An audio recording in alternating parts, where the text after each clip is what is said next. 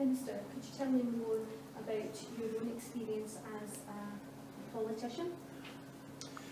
Yes, I've been a member of the Scottish Parliament since 2011.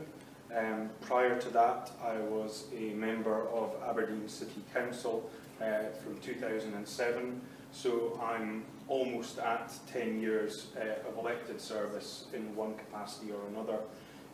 I was appointed a minister in May of this year following the election, so in terms of ministerial responsibility, I'm very much a new kid on the block.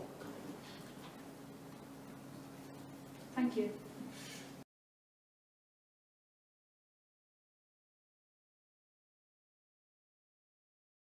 Can't see your sign when you're doing that. Okay, again, sorry Mark, could you just explain to us about your experience of BSL and how we as a group can support you in your understanding of BSL?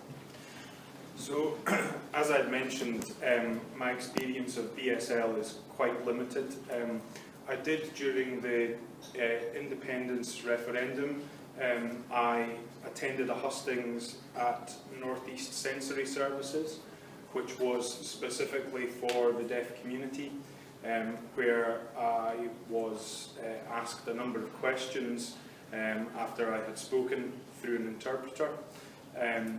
One of the things which I learned was that I talk far too fast and need to slow down because otherwise the interpreters are not able to keep up. So I am aware that I need to perhaps have a better understanding of how I as a non-BSL user can best communicate with individuals with BSL. And I think in terms of what the group can help me with, I think is just to help me understand many of the concerns that BSL users will reflect the concerns that the wider community have, but there will also be specific concerns which may require me to take different actions or different approaches, or to encourage colleagues to think a bit differently about things that they are doing. So I guess what would be helpful is for users and for members of the group to make me aware of any potential issues which may be coming up, which might require some consideration to be given about the experiences of BSL users and the impact that certain things, certain changes could have on them that might not have otherwise been considered. Thank you.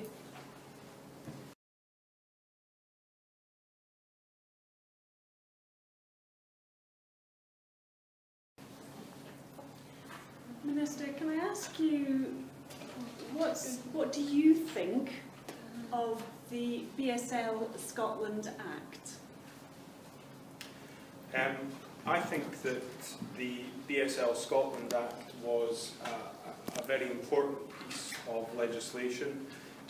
I think that it was very important that we took the step to recognise BSL formally as a language, and I am aware of the view that is held that when it comes to BSL, individuals view themselves very much as a linguistic community, and that is something I think that we need to ensure is more widely recognised across Scotland, and I think the Act will help with that. I also think that one of the interesting things about the Act, which is not often common with legislation, is that all of the parties in the Parliament were fully behind it from the outset, and that I think meant that we got a piece of legislation in the end that was about people working together to ensure that the BSL community benefited from strong legislation, rather than perhaps some of the party political arguments that can often occur in terms of other pieces of legislation. Thank you very much.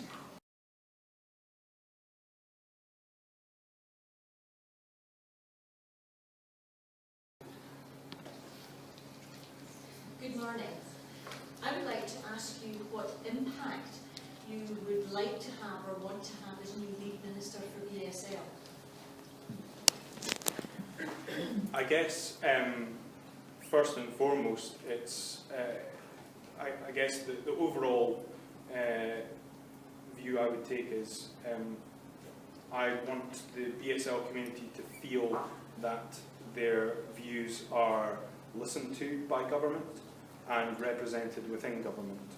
And that, as I said in my remarks, will mean that sometimes it will be about things changing in order to accommodate the views of the BSL community.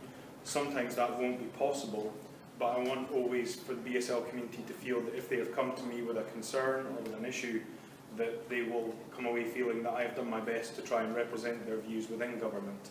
I think that would be probably the number one ask that I would have in terms of how you measure whether or not my role as Minister has been successful.